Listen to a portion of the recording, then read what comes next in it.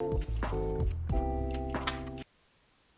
right, we got the perfect amount of time left in the show to discuss some NFL futures bets. DraftKings contributor Geoff Ulrich and Kenny Ducey looking into their crystal balls. But first, gentlemen, some breaking news in the NFL coming down just about an hour ago. Gardner Minshew has cut off his mullet, leaving us all asking, what is the point of living now? Is that what you were going to guess the news was, Kenny?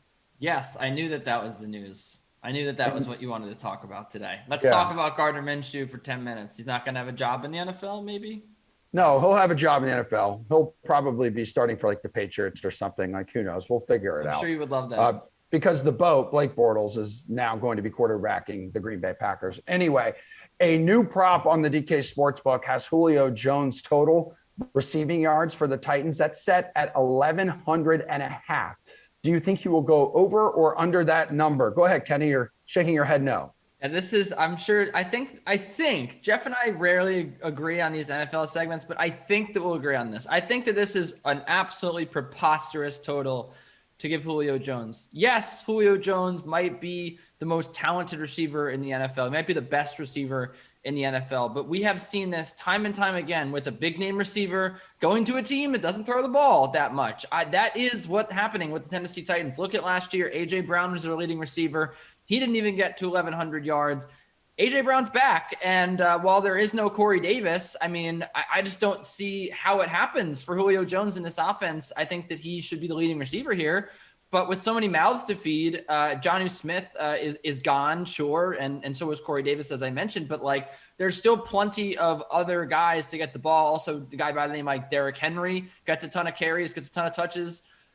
I just don't see him being, like, that focal of a point in this offense where he gets over 1,100 yards. To me, it just feels like it's priced this way because of his previous numbers. But when you look at how the Tennessee Titans play football, it doesn't make any sense to me.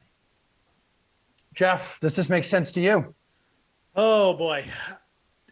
I don't love it, but you look at Julio Jones, the last time he went under this total and when he played 15 or more games was like way back and we're talking like 2012 here. I mean, look, Ducey's right. It's a completely different offense. So we can't really extrapolate those numbers into throw them into Tennessee and be like, oh yeah, he's a lock for 1,400 yards. But we're talking about 17 games here.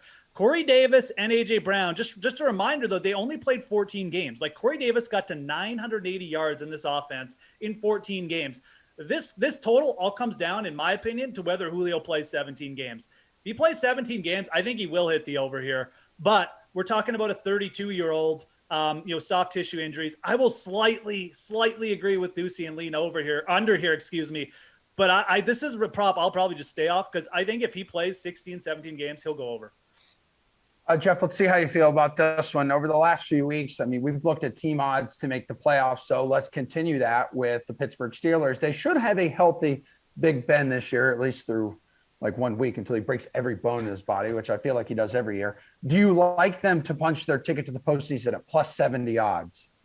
This is one of those ones, like, you have to kind of think about it to make the, would I bet this team not to make the playoffs at minus 210? I mean, probably not. So I guess in retrospect, like, I kind of do like these odds. Plus 170. I mean, it's like you're getting a team here who is probably at worst going to be like hovering around 500 at the end of the season. They've still gotten a pretty elite defense.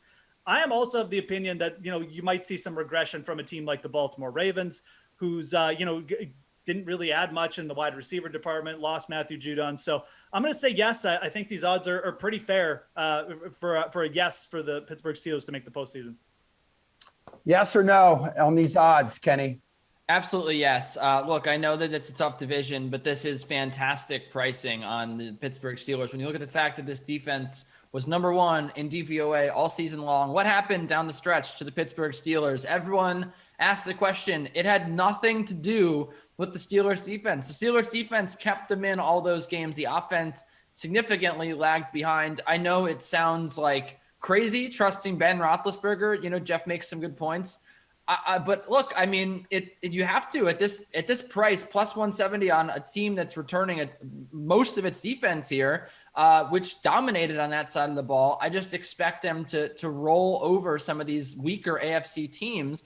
And when you look at a team like the Browns, I mean, they absolutely owned the Browns last year. They even almost beat the Browns with their backups in on offense in week 17 before, that sort of magical win by Cleveland in the postseason. So what you're really looking at here is, okay, do you fear the Ravens? And yeah, you fear the Ravens, but that's it. I mean, I think the Steelers could easily win 11 games here. This is a really, really good price, and it's one that I'm going to be taking. All right, the Chicago Bears have Justin Fields under contract, but are plus 180 odds good enough for you to back them as playoff contenders this season, Kenny? Yeah, I think same deal here. I am backing them here. These are great odds. Look, this is a team that we saw last year. Their defense, again, much like the Steelers, top 10 defense in the NFL. They were a quarterback away from being a really good team. When you look at that game against the Saints, you look at how well that defense played. I mean, if that long trick play pass to Anthony Miller gets caught, we might be looking at the Chicago Bears pulling an upset or coming within a score of maybe covering against the New Orleans Saints, and their prospects for this year look a little bit better. They just need a quarterback. And I think that Justin Fields is that guy. I'm a big Justin Fields believer. And I think that this year he'll get the reins by week 2, maybe week 3. I mean, Andy Dalton's certainly not going to lead them to the playoffs. As long as Justin Fields is quarterbacking this team for the majority of the season, I do think that they have a chance. They just have that much talent on defense. And in this division, in this conference, even, we saw last year, not much was required. We saw some bad teams make the playoffs last year. Now the Saints might be dropping out. There might be some spots open. I think the Bears could do it again. Jeffrey, we have a minute left in show. State your case. Look, Ducey's on fire this show. I'm going to agree with him again. 3 for 3 here. Everything he said about the Steelers applies to the Chicago Bears. They've upgraded their QB position. This is a defense that keeps them in games. I don't really like their division, outside of the Packers, obviously, but we know what's going on there. They could even hit the lottery here, and maybe Aaron Rodgers isn't there. So plus 180, just like the Steelers. I'm not betting the other side of this. This is good value. Absolutely.